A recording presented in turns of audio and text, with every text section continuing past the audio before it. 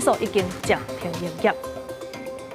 好，先来关心的是立法院国民党团因为不满政府要起电钱，所以决定和电业法第49条的修正草案，要直接进入立法的程序。这内容就是要求未来这电钱要起偌济，拢要经过立法院的同意。这项提议也得到这个民众党团的支持。今仔日是以58票对51票。进入立法的程序，民众党团也强调讲，因会推出家己修法的版本。也那民进党团因是批评拿背影，就是咧迫害宪政的体制。请所有的委员就坐在自己的位上。立法院初三真侪摆表决闹热吵吵，闹热继续攻防。院长韩国瑜高频维持秩序，将对政府4月要起电价，立法院进行通过电价无要起的案件，按过经济部依法议员爱照电价审议委员会决议的结果执行起价，行政也通过补助台电1000亿。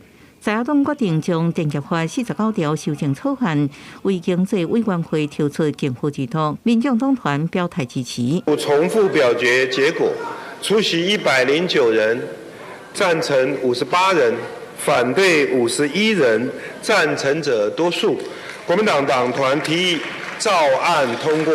那被伫表决大战联手，58票对51票胜出，力赢推出重复表决，也无法度。那被指控电价审议委员会机制无公开、无透明，的修法要求，未来电价起幅度拢爱送国会审议。